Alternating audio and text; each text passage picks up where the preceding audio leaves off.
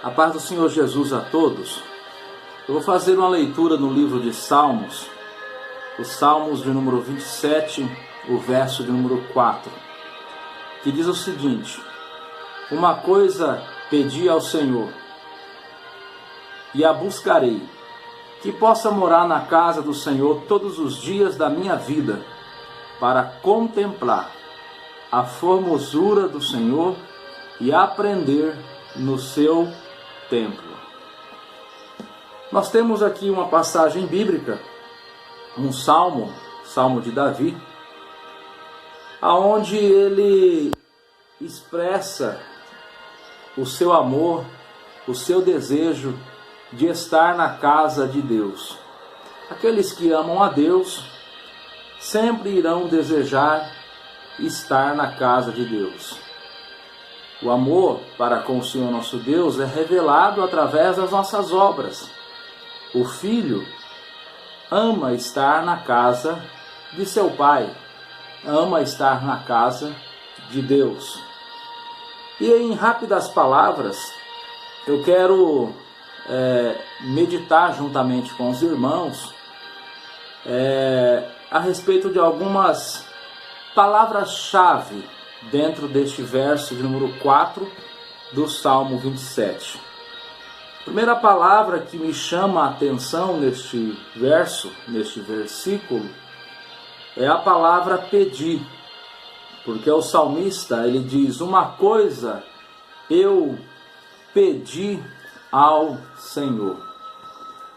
Nós estamos vivendo um período onde constantemente a gente escuta, a gente presencia pregações, ensinos, na casa de Deus. E quando a gente começa a analisar esses ensinos, essas pregações, muitas das vezes são ensinos repletos, recheados de vaidade, de egoísmo, de sentimentos que não são incentivados pela Bíblia. Nós vemos pessoas fazendo campanhas, pedindo prosperidade, pedindo cura, pedindo coisas que estão relacionadas à vida terrena, à vida material, à vida natural, Não é pecado desejar ter uma vida próspera. Não é pecado também desejar ter saúde. Não é pecado. Agora é pecado sim dar ênfase a estas coisas em detrimento da vida espiritual. Um obreiro, um ministério, uma comunidade erra quando ela foca tão somente as coisas materiais e naturais desta vida e despreza e desvaloriza as coisas espirituais. O salmista ele diz: uma coisa eu pedi ao Senhor, uma coisa. E qual foi ela? Que ele pudesse habitar na casa de Deus. Uma coisa pedi ao Senhor. No Evangelho segundo escreveu São Mateus, capítulo de número 7, o versículo de número 7, está escrito o seguinte: pedi e dá-se-vos-á, buscai e encontrareis, batei e abri-se-vos-á. Porque todo aquele que pede recebe, e o que busca encontra, e o que bate se abre. Veja, o Senhor Jesus ele incentiva o seu povo a orar, a pedir para aquele que pode responder, pedir para aquele que pode atender, pedir para Deus através da oração. Mas existe uma enorme confusão a respeito desta palavra, pedir e dar-se-vos-á.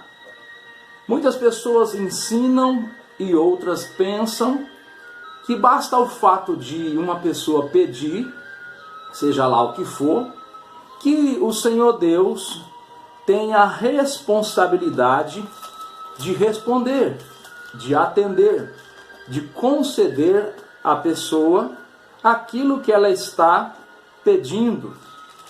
É por isso, meus irmãos, que nós precisamos estudar e analisar a Bíblia como um todo.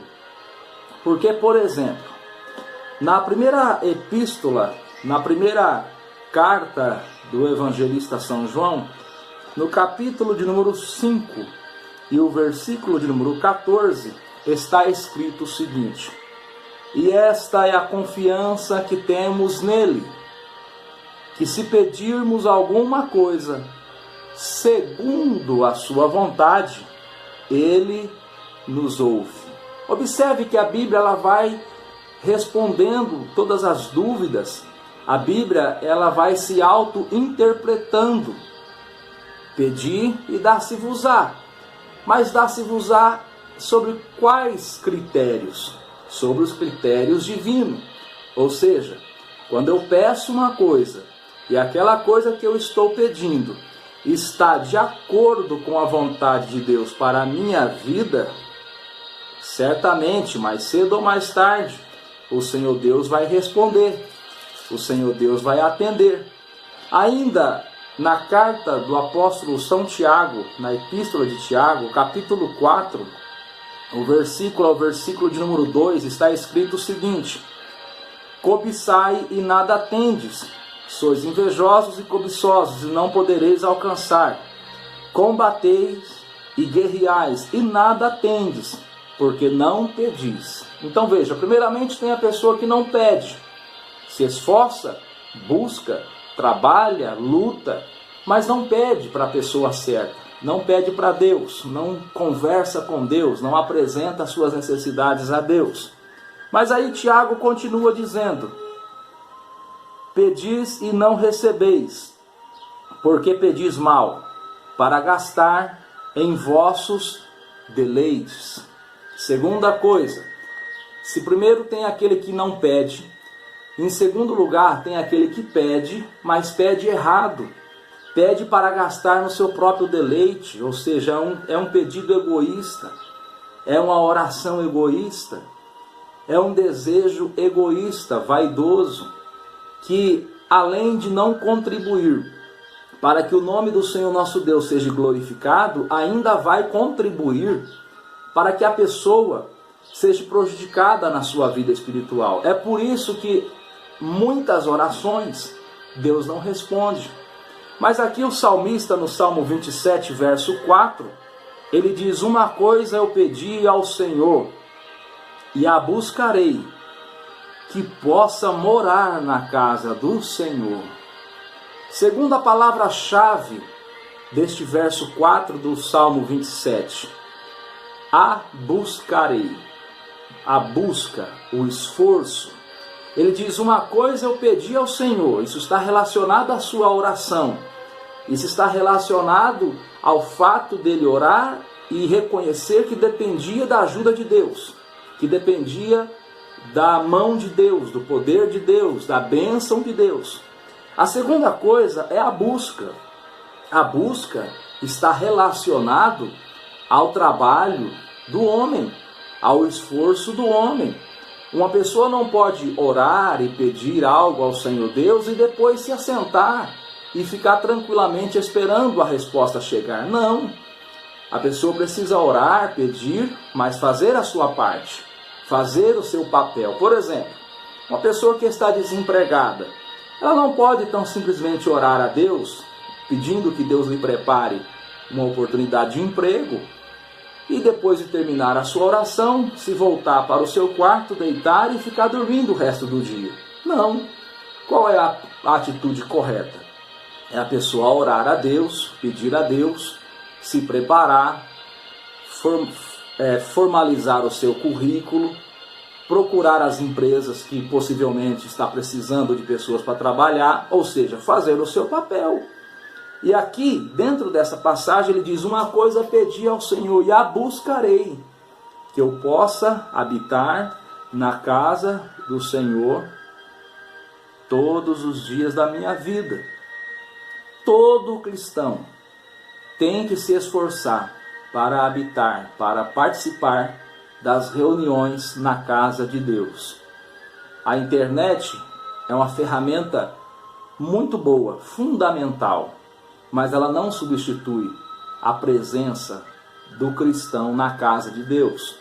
Mensagens que nós ouvimos através das redes sociais, através da internet, contribui, ajuda, mas não substitui a necessidade que temos de congregarmos, de participarmos reunidos e unidos com os demais irmãos na casa de Deus, no culto ao Senhor. Uma coisa pedi ao Senhor e a buscarei. Compare agora o Salmo de número 122, Salmos de número 122. O verso é o verso 1, que diz o seguinte: Alegrei-me quando me disseram, vamos à casa do Senhor. Agora vamos fazer uma comparação. Ele diz, uma coisa pedi ao Senhor e a buscarei. Aí no Salmo 122 está escrito, alegrei-me quando me disseram, vamos à casa do Senhor. Amigo que está assistindo este vídeo, você sente alegria na casa de Deus? O seu coração ferve quando você está na casa de Deus? Ou a casa de Deus já não te alegra mais? Ou o seu coração se alegra mais quando você está envolvido com qualquer outra atividade cotidiana desta vida? Existem pessoas que infelizmente estão sentindo alegria mais em participar de coisas terrenas do que participar das coisas espirituais. Que tristeza, que situação de miséria. Mas o Senhor Deus nos convida, nos convoca a despertarmos e voltarmos a valorizar o que realmente importa.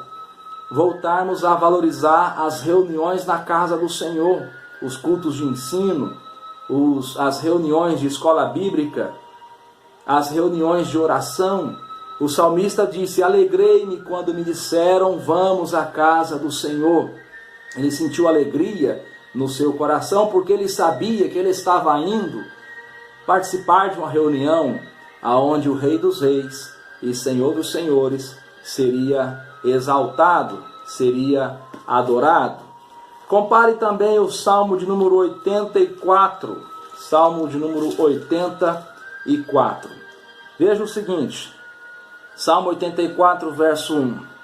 Quão amáveis são os teus tabernáculos, Senhor dos exércitos. A minha alma está anelante, desfalece pelos átrios do Senhor. O meu coração e a minha carne clamam pelo Deus vivo. Até o pardal encontrou casa, e a andorinha ninho para si e para a sua prole. Junto dos teus altares, Senhor dos exércitos, Rei meu e Deus meu. Bem-aventurado, ou seja, felizes, alegres, bem-aventurado os que habitam em tua casa, louvar-te-ão continuamente. Bem-aventurado o homem cuja força está em ti, em cujo coração estão os caminhos apranados, o qual passando pelo vale de Baca faz dele uma fonte e a chuva também enche os tanques. Vão indo de força em força, cada um deles em Sião aparece perante o Senhor. Aleluia! Que salmo maravilhoso! Vão indo de força em força. Amigo, você deseja ter uma vida espiritual fortalecida, vitoriosa? Então valorize a casa de Deus. É verdade que nós estamos vivendo um momento complicado, delicado, onde as pessoas estão muito atarefadas, né? É muito trabalho, as grandes cidades, às vezes as pessoas demoram muito no trânsito para voltar do trabalho para casa, outros estudam, mas amigo, sempre que você tiver oportunidade, valorize estar na casa de Deus, se esforce para estar na casa de Deus. Lembre-se daquilo que o Senhor Jesus falou no Evangelho de São Mateus, capítulo de número 6, e o versículo de número 33. A palavra de Deus diz o seguinte: mas buscai primeiro o reino de Deus e a sua justiça, e todas essas coisas vos serão acrescentadas. Buscai primeiro o reino de Deus. Valorize estar na casa de Deus. Continuando aqui a nossa meditação no Salmo 27, verso 4. Ele diz: uma coisa pedi ao Senhor, e a buscarei, ou seja, vou me esforçar para conquistá-la, que eu possa morar na casa do Senhor todos os dias da minha vida. A palavra morar, que eu possa morar, né? O Salmo de número 101, Salmo 101, o verso é o verso de número 7, Salmo 101, verso 7. O que usa de engano não ficará dentro da minha casa, o que profere mentiras não estará firme perante os meus olhos. Meu amigo, se nós desejamos habitar na casa de Deus, e agora eu estou falando mesmo num sentido espiritual, habitar na casa de Deus aqui, congregar aqui, mas muito mais importante do que habitar aqui, congregar aqui, é habitar lá nos céus. Se nós desejamos isso, vamos nos esforçar para ser sincero. Todos nós pecamos, todos nós falhamos. Quando pecarmos, vamos reconhecer diante de Deus o nosso pecado, vamos nos arrepender, vamos pedir perdão para Deus, para o Senhor Jesus. Ele é bom, Ele é fiel para perdoar os nossos pecados. Vamos nos arrepender, mas não vamos permitir que o nosso coração se transforme em um coração enganoso, que o nosso coração nos engane, pensando nós que o Senhor nosso Deus não nos contempla, não nos vê. Sim, Ele vê os nossos pecados, Ele conhece as nossas falhas. Por isso, quando pecarmos, vamos nos arrepender, vamos implorar a misericórdia de Deus. Certamente que o Espírito Santo vai nos ajudar e nós iremos permanecer firmes na casa do Senhor nosso Deus. Observe ainda o Salmo de número 15. Salmo de número 15. O verso é o verso de número 1. Salmo de número 15, verso 1. Senhor, quem habitará no teu tabernáculo? Quem morará no teu santo monte? Aquele que anda em sinceridade e que pratica a justiça e que fala verazmente segundo o seu coração. Aquele que não difama com a sua língua, nem faz mal ao seu próximo, nem aceita nenhuma afronta contra o seu próximo. Queremos morar na casa de Deus? Vamos então ser sinceros. A casa de Deus é local de pessoas sinceras. Provérbios de Salomão, capítulo de número 28, e o versículo de número 13, a Bíblia Sagrada diz o seguinte: o que encobre a sua transgressão nunca prosperará, mas o que as confessa e deixa alcançará misericórdia. Querido amigo, você deseja ter os seus pés firmes na casa de Deus? Então não encubra as suas transgressões. Reconheça os seus pecados, reconheça as suas transgressões. O Senhor Deus vai te abençoar, o Senhor Deus vai te ajudar e você vai permanecer firme na casa de Deus.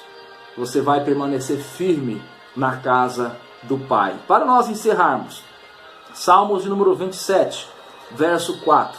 Uma coisa pedi ao Senhor e a buscarei, que possa morar na casa do Senhor todos os dias da minha vida, para contemplar a formosura do Senhor e aprender no seu templo. A casa de Deus é um local de ensinamento.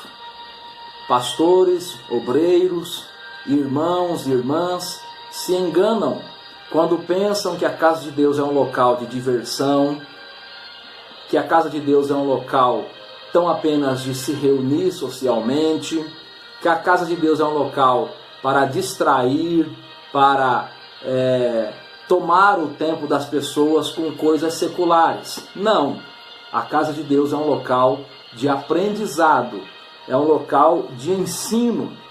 Infelizmente, os sacerdotes em Israel falharam na área do ensino, porque está escrito no livro do profeta Oséias, no capítulo de número 4 e o versículo de número 6, está escrito que os sacerdotes abandonaram, desvalorizaram, desprezaram o ensino. Oséias capítulo 4, versículo 6.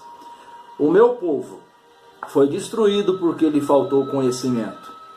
Porque tu rejeitastes o conhecimento, também eu te rejeitarei, para que não sejas sacerdotes diante de mim, visto que também esquecestes da lei do teu Deus. Também me esquecerei de ti e de teus filhos. Oséias 4, verso 6. Os sacerdotes desprezaram o ensino. Uma igreja será uma igreja forte, robusta, consistente, perseverante, firme, se ela valorizar o ensino. Os membros, os obreiros, as irmãs, os irmãos terão a sua vida espiritual alicerçada se valorizarem o ensino. Infelizmente, as reuniões de ensino nos nossos dias são as menos frequentadas, são as mais desvalorizadas.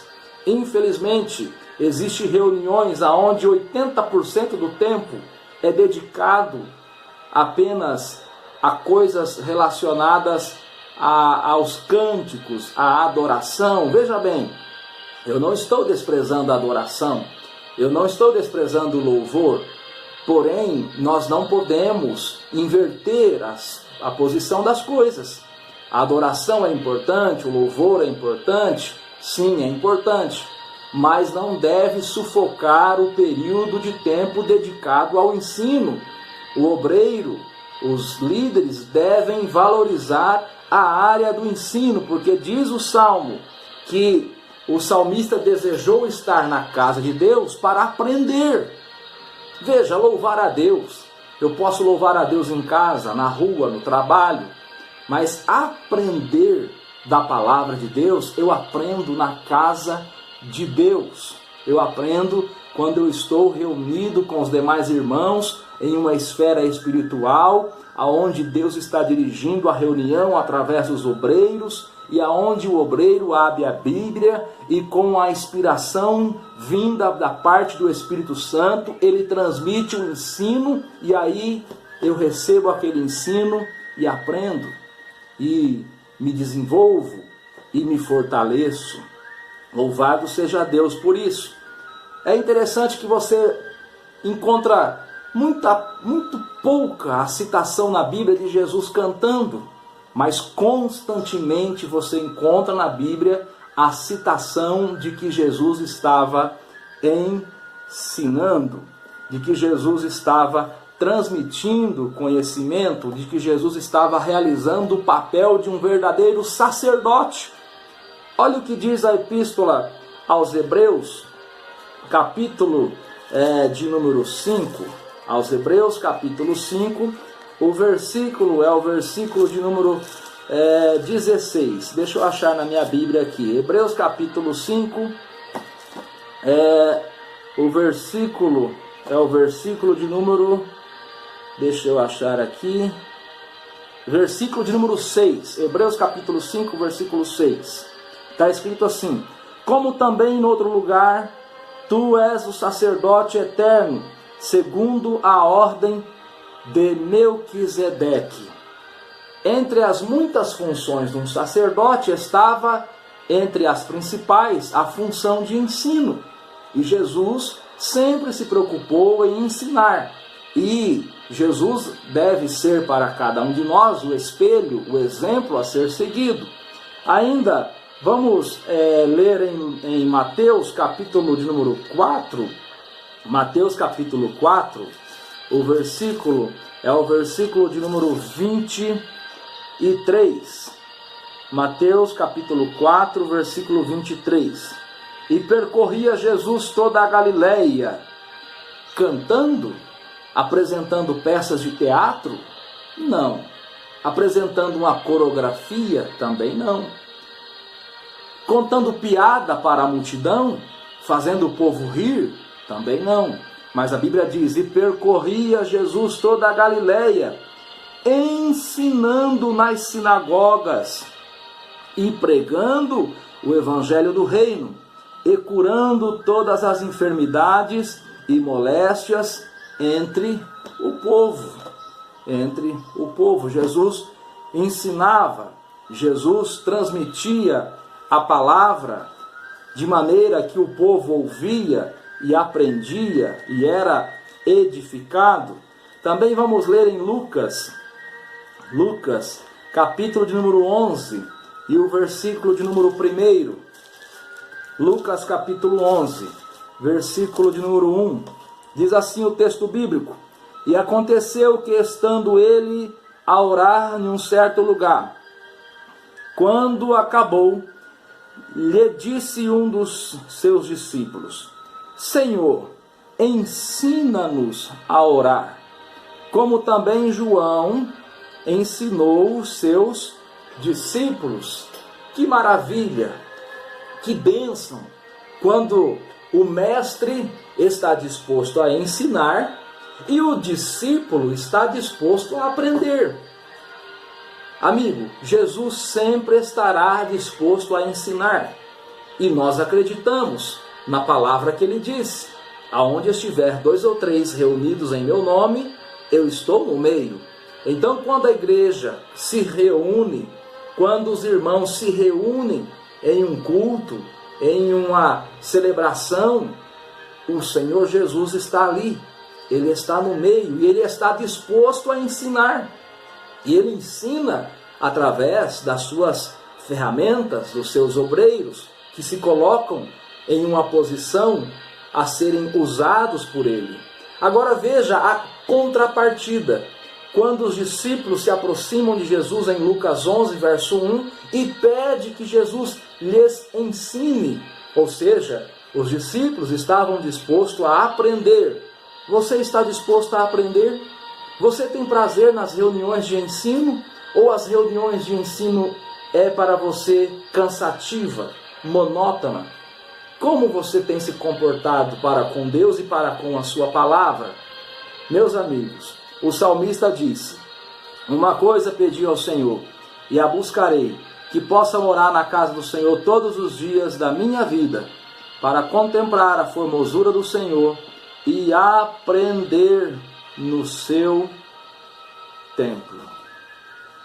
Que Deus abençoe a sua vida, que você venha a valorizar ainda mais a casa de Deus.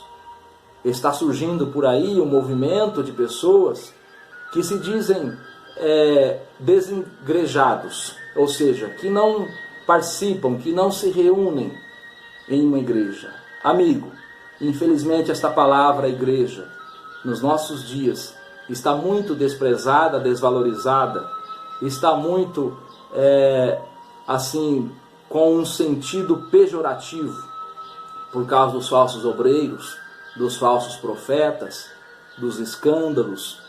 Mas a igreja do Deus vivo, ela é santa, ela é abençoada, ela recebe a manifestação do Espírito Santo, a manifestação da glória de Deus. Então, valorize a casa de Deus. Se você tem congregado em um local onde a Bíblia Sagrada é valorizada, se esforce para permanecer congregando, participando, ativo. Se você, infelizmente, tem reunido em um local onde, infelizmente, a Bíblia Sagrada não é valorizada, ore a Deus, busque a Deus e saia deste local.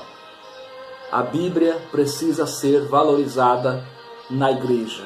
A igreja que despreza a Bíblia, que despreza o ensino, infelizmente, abandonou a sua posição para com Deus. Deus abençoe a sua vida em o nome de Jesus.